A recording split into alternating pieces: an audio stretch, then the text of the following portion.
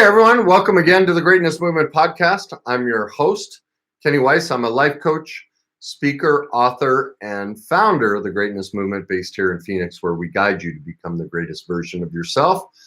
If you're tuning in for the first time, or if you're tuning in for the 1,000th time, well, I don't think I've done that many shows, but maybe a couple hundred.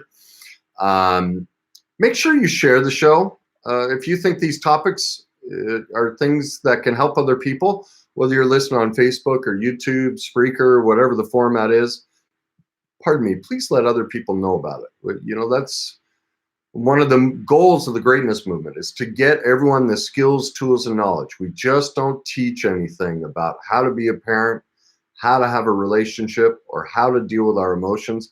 The three things that govern everything we do in life. We take a class and course on everything else but that stuff. So we're all stuck to go figure it out ourselves. And that's part of why I do this. That's why I started the Greatness Movement, is to give people the skills, tools, and knowledge that we just aren't taught. And the second thing is, we have this huge fear and bias in society about talking about or dealing with any of this stuff. Remember, I mean, if you think back to the 50s, it was like, look, you don't share your dirty laundry. Well, that's what kills people. That's why everyone's miserable, is they don't want anyone to know their dirty laundry, even though we can see they show up every day to work, and every day they go out, we can see their stains all over them. And they think, you know, it's not showing, but we see it. And so that's the second, really the biggest reason I started the Greatness Movement. It's been my experience that the answer's in the opposite, that we've all been taught to hide and withhold our pain and our imperfections, but you don't get freedom until you live in the opposite. And you're willing to, one, go become an expert, quit stuffing it, start dealing with it. Two, share it with others. And three, own it. And that's why my life story is all across the internet, and what a train wreck I am, because it gives me freedom. So when you call me a name or say I'm this or that, I'm like, yeah, that's me. Yeah, you must have seen that video where I showed that part of myself. What do I have to defend? Because that's all fights are. Fights are a race to victimhood. Think of it. If you're upset with somebody, all you're doing is say, you did worse to me. And then they go, no, you did worse to me. So you have two people fighting over being the victim. They don't want to own their side of the street. They want you to make them feel better. Well, that's hell. That's what everybody's caught in. Well, I found the answer's in the opposite. When you stop having to defend, when you can own and somebody accuses you and you go, you know, that's right. I have done that. Maybe not that time. My memory of it yesterday is different, but I've been that type of person before. Argument ends. It's over. Or if they do accuse you of it, like I said, and you haven't done it, you just go, oh, my partner's struggling, or my friend's struggling, my coworker's struggling. That's what comes with emotional maturity by doing this work. You don't get affected by that stuff. You don't have to have a race to victimhood, which is all arguments are. Which brings us to tonight's topic, how to deal with a difficult ex. Talk about a race to victimhood. The single most important thing to realize, if you have it, whether it's an ex-spouse or maybe it was a live-in, maybe you share kids or you share animals, or there's still some sort of contact with them. And there's a reason for that contact. Like, you have to stay in touch, and it's contentious and it's awful. It's more rare that ex-partners get along than it is the fighting. The fighting is almost always what happens. The single greatest thing and the most important thing you need to realize about an ex that's still volatile and making your life hell is they still care about you. Crazy, isn't it? And if you're the crazy ex who's screaming and yelling at your ex and calling them names and think they're a jerk, that means you still care about them. If you have that much anger and hatred and frustration for somebody, you're still in the relationship. You're still married. You see, we don't care. We don't get angry at people we don't care about. It just doesn't happen. It's a short burst. Someone who cuts you off, that's more of a fear response, or someone road rage type thing. Someone says something offensive. That's a defense mechanism. That's a quick reaction because you feel threatened in that moment. Well, in X, it's different. I'll never forget when I learned this. Um, it was my first wife, and I was trying to reconcile with her, and for a while it was like, God, I was working with a counselor trying to deal with, because honestly, I mean, I played a part in why we were divorcing, and I was trying to work on my side of the street, and so at that time I was really concerned about keeping the marriage going. And I remember walking in one day and telling him, how nervous I was and afraid, and I can't tell if she's wants to keep the marriage or not. And his words to me were, Kenny, she still cares. I'm like, how do you know? And he goes, because she's still very angry at you. Very angry at you. Once, and so he said, you'll know when the relationship is over when they have no reaction, when you can no longer upset them. That's when the relationship is dead. So that's the first thing I want you to know. Let's say I'm going to come up with a couple scenarios. If you have two exes that are both battling each other, even if you're remarried, you haven't left the previous marriage. This is really hard, and people get really angry and defensive with me when I say it. They're like, no, my ex is just a jerk. Don't say that. I love my new partner. Well, that may be true, but you're not fully in love with your new partner because you're still in love with your ex. That's why you're still fighting with it. And, well, no, what they do, you don't understand, Kenny. What they do is awful, and I have to protect them. Well, I have to protect my kids, or I can't put up with this. Whatever your excuses are, if you read my book, if you do the work that's in all my videos and everything, you'll see when you gain emotional maturity and you learn about codependence, love addiction, love avoidance, all the things I talk about, you'll come out the other side and go, my God, he was right. He was right. Most people, here's the other thing to remember, is for every 3 years you're together, it takes about 1 year of recovery. Well, most people, especially after a first marriage, they get remarried within the first 2 to 3 years. They haven't even let the paint dry on the divorce. I did that. I was married almost 10 years and got remarried, I think 3 years later. So theoretically, I should have been single for about 4 years before I started dating. And it's true. I remember it was after my divorce from my second wife when I finally realized I was no longer angry at my first wife. Almost 10 years after the divorce, well, yeah, 10, 11 years after the first divorce, I realized, wow, that marriage is finally over for me. Now, she's still trying to fight with me years later. God, 15, I don't know how many years it's been, a long time. But I'll never forget the day. My first marriage, the divorce was incredibly contentious. It was ugly and really ugly. And I was learning about all these skills and tools about how to deal with an ex and how all of this works. And I still wasn't there yet. Really it took me until I became an expert in denial and how denial works. See, my first wife was physically and verbally abusive. And so, she'd hit me and things like that. And I thought I'd forgiven her, but until I realized I was just as responsible for the abuse I went through, I couldn't be over with the relationship. Now everyone gets their back up when I say this. If you've ever been abused, you're part of the problem. This whole Me Too generation is a bunch of garbage. I can sit with anyone, and in less than 5 minutes, I can show them how they chose the abuse. Because just like I talk about in my book, you went through trauma in childhood, and so you're picking somebody to re-abuse you.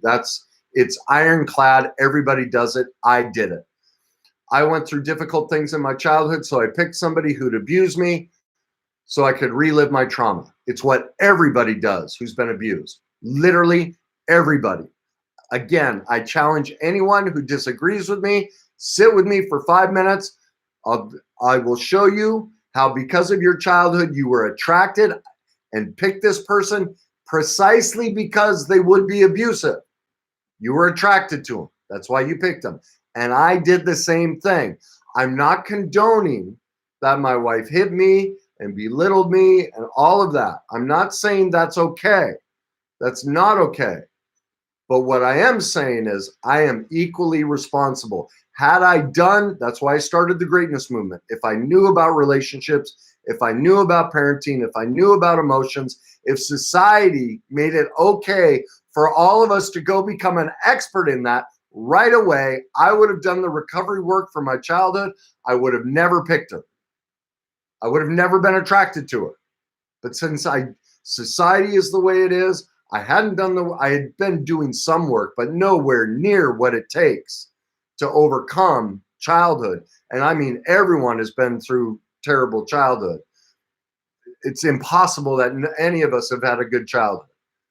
Another thing, I can sit with you in 5 or 10 minutes and show you that's truth.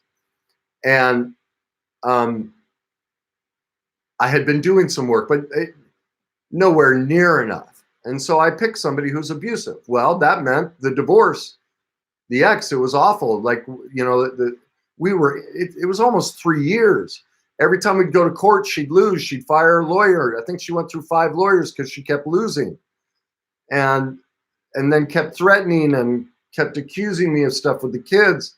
I had boxes of therapists saying it's the worst case of parental alienation they've ever seen. In other words, where one spouse or both, usually both do it, they say or do disparaging things towards the opposite spouse, trying to get the kids to hate them. Well, that's what my ex did. Accused me of horrific things.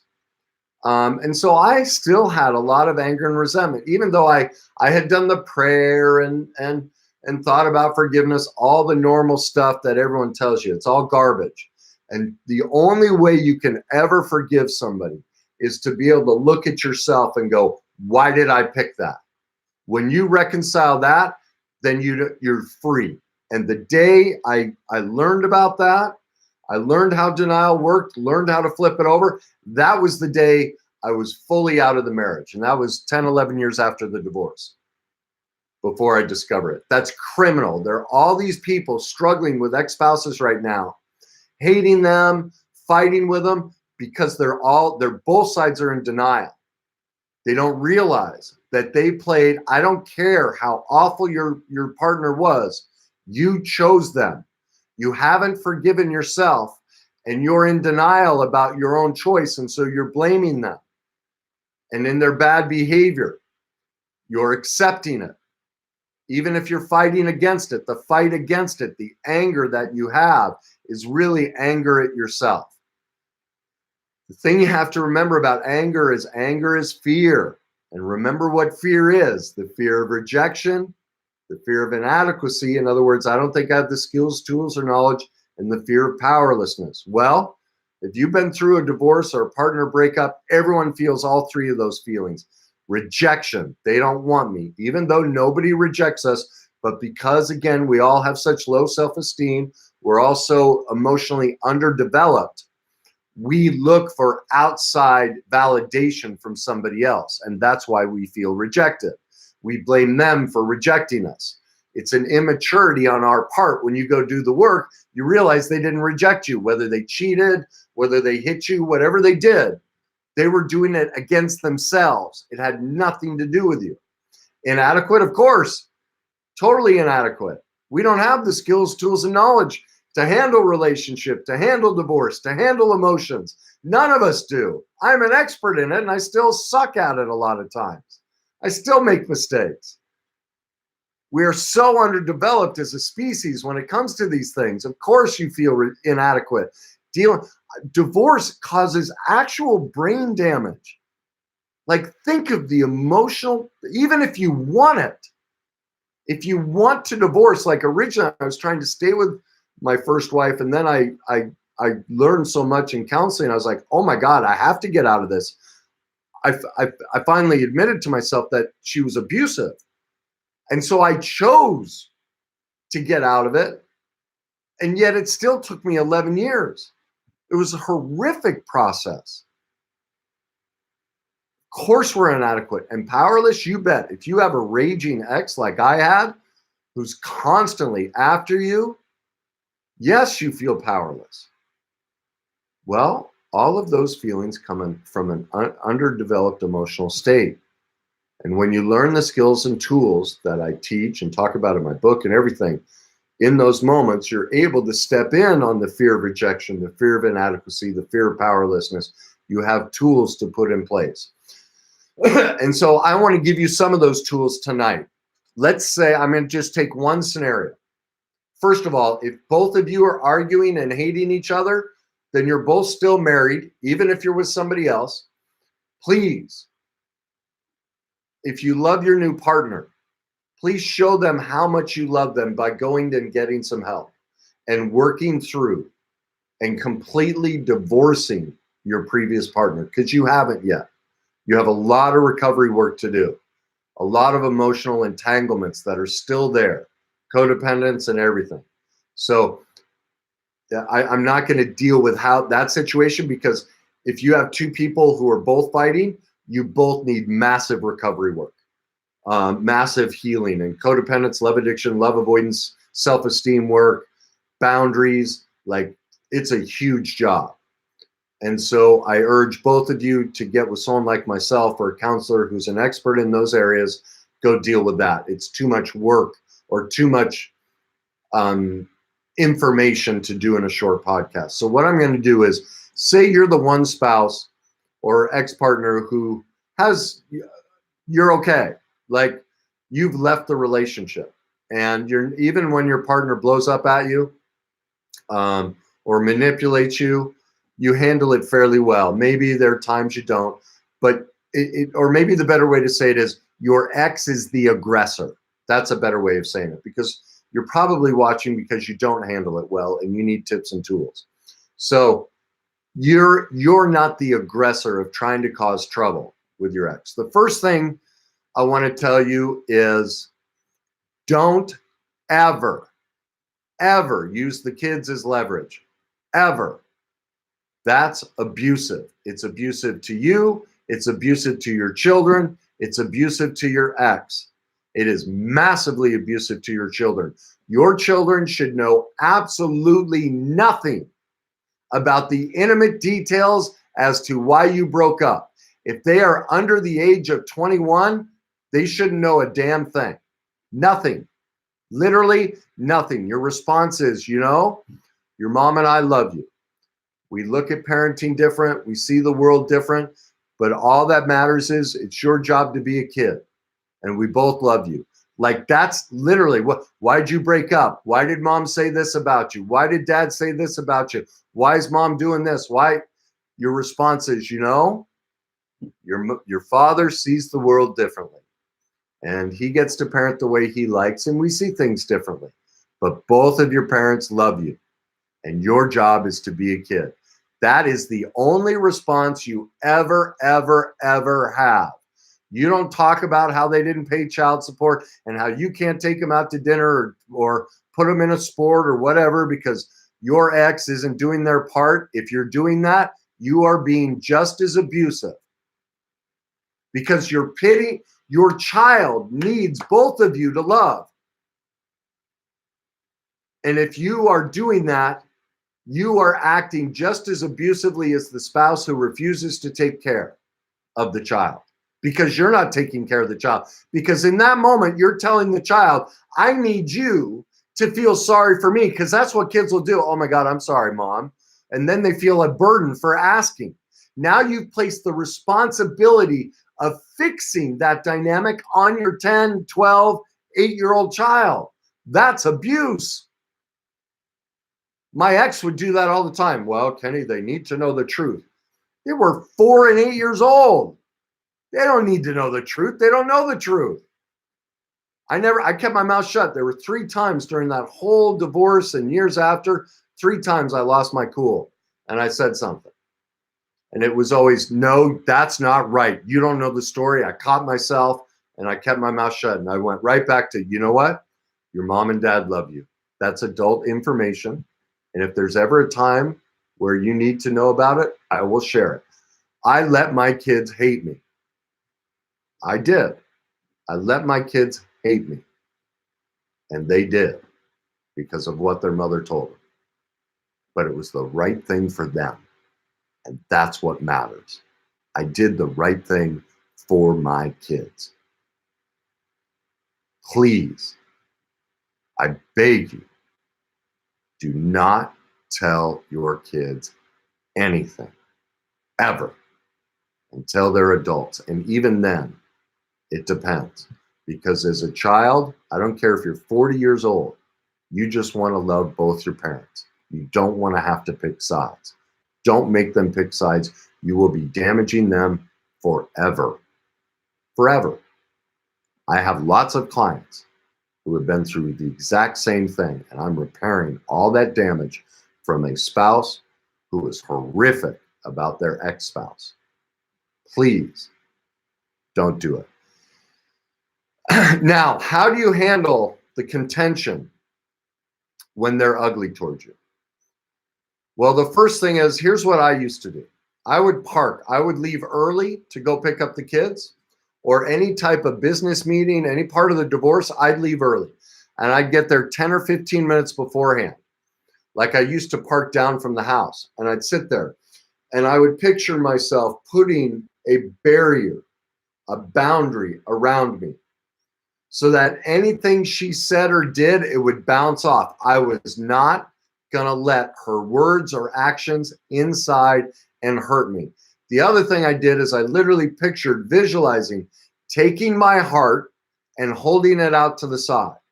So if she said or did anything, it went right through me. She didn't know that my essence and my heart was over here.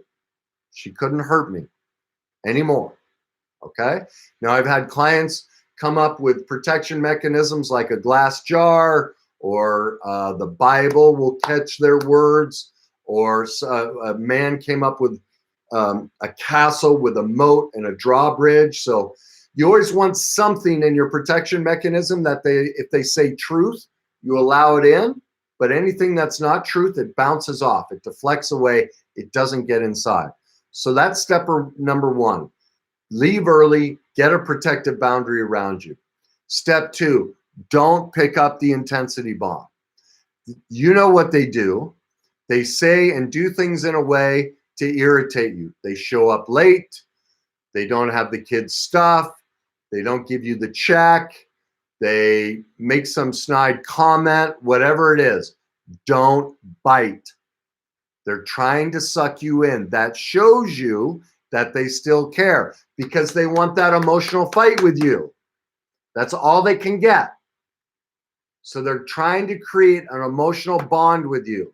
Please sever the bond. Don't pick up the bait. Don't argue with them. One thing I had to learn to do is, my ex would make comments like that.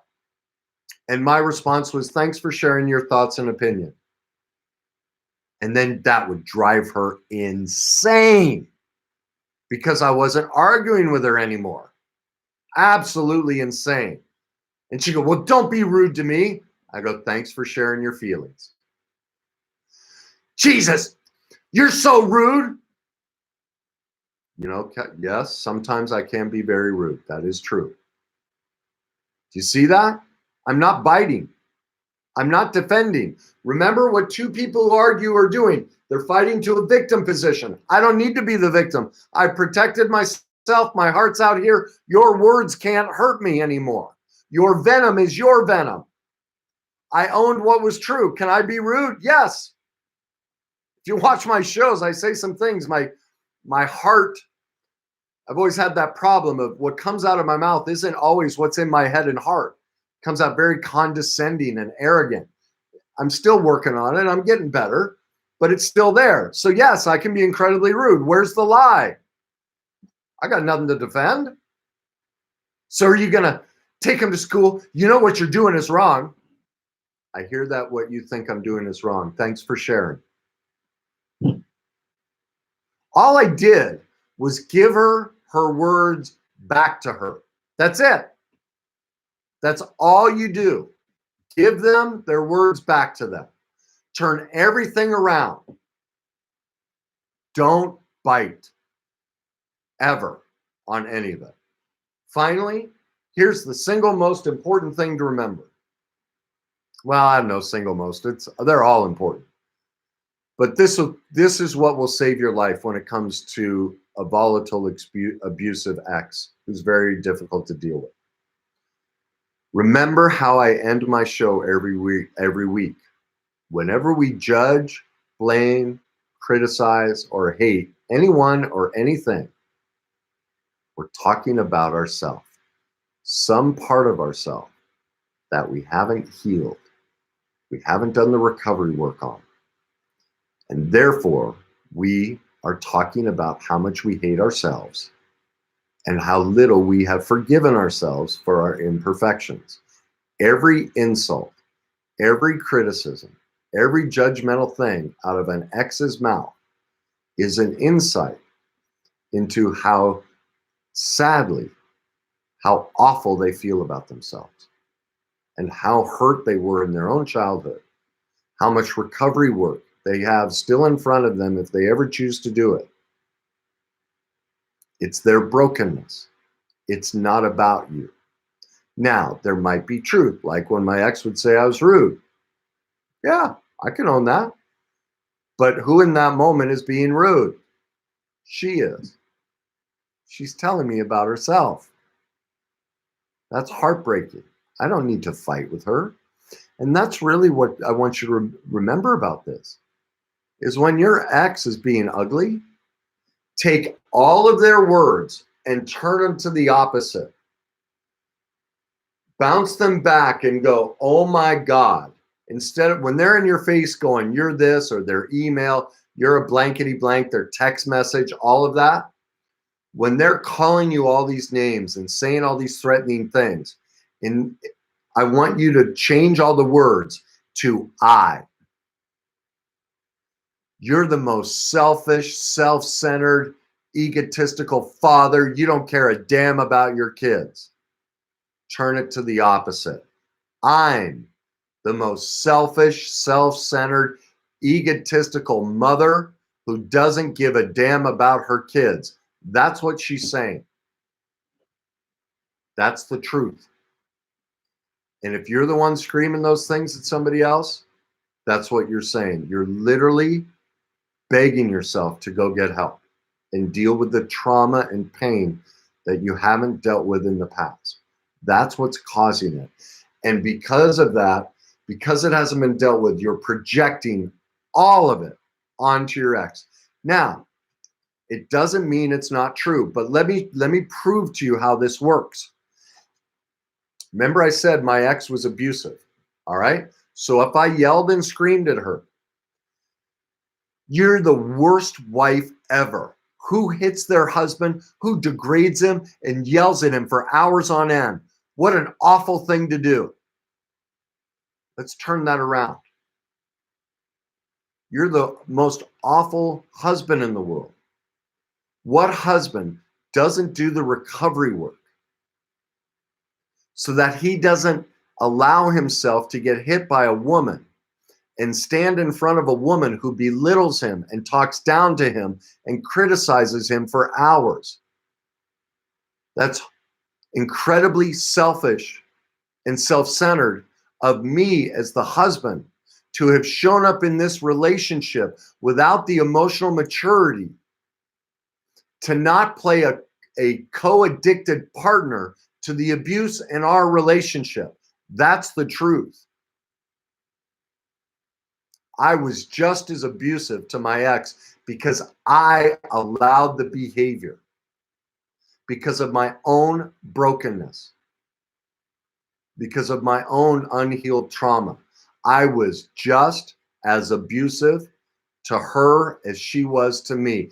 Because if you're allowing somebody to abuse you, you are being manipulative. If you're not doing the recovery work and getting out of it and not owning that your own childhood and past pain put you in a position to be attracted to somebody who would abuse you, then you have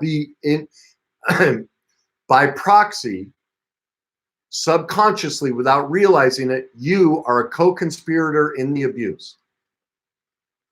You are. That's a tough truth to accept, but it's truth.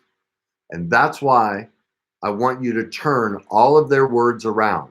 The first thing is listen for any truth. Are they making accusations or statements about you that hold truth? If they do, you better own it. You own it. That's freedom. See, no longer a race to the bottom. Yep, I do that. Yep, I've done that in the past.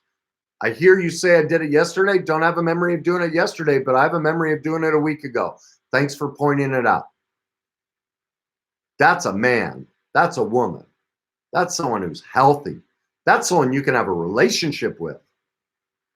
Someone who's in denial and arguing with you, it's impossible. No wonder the divorce rate's over 50%. There's no chance. Nobody wants to own their side of the street. Everyone wants to play the victim and belittle their ex. Well, you picked them. You picked your ex. You're responsible for that. If there's anything about your ex you don't like, you're talking to yourself. And vice versa. If there's anything about your ex that they don't like about you, they're talking to themselves. They did that to themselves. Even if you're a jerk, they must love jerks. The only reason they love jerks is because they have so much pain that they haven't dealt with. And so instead of dealing with it, they're trying to make you the problem. It's heartbreaking that people don't know this. That the second I want to get in a fight with somebody, I catch my words and I turn them on myself and go, oh my God, I'm talking about me. Always. I have yet to find a scenario where any person is not talking about themselves when they're angry at somebody. It's not possible.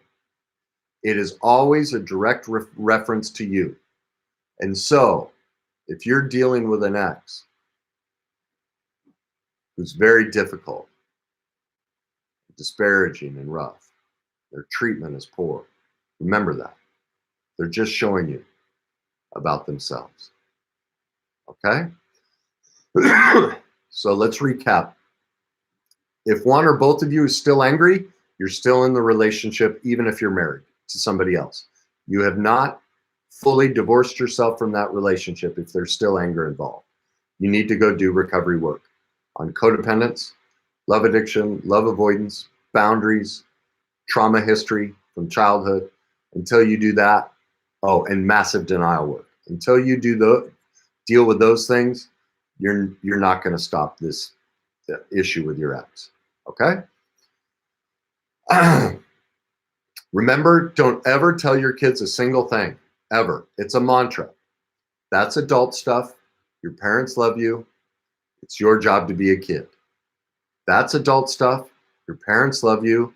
It's your job to be a kid. You never tell them anything disparaging or any details about why the relationship broke up until they're adults. And even then, it would depend on the individual. Talk to an expert before you ever divulge the details. Okay?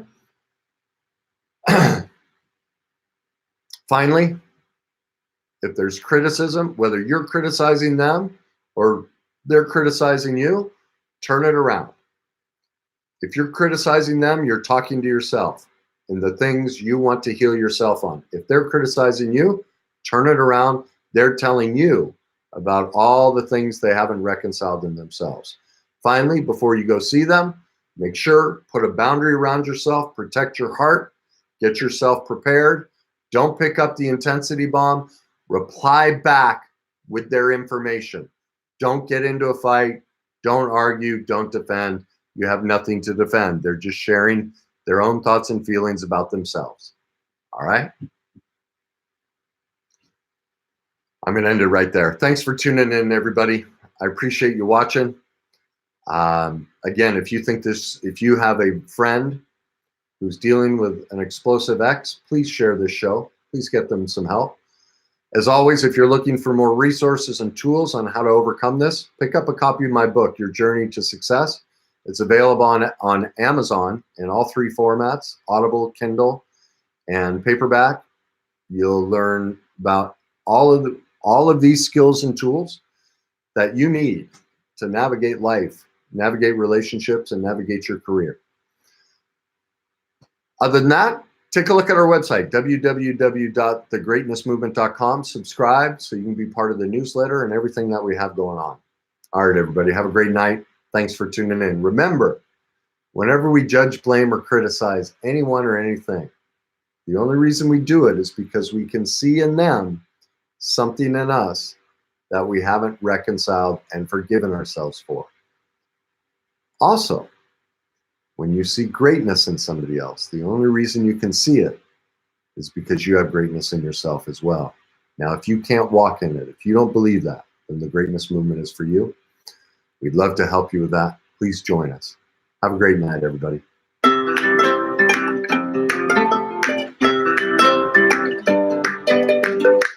I can do anything.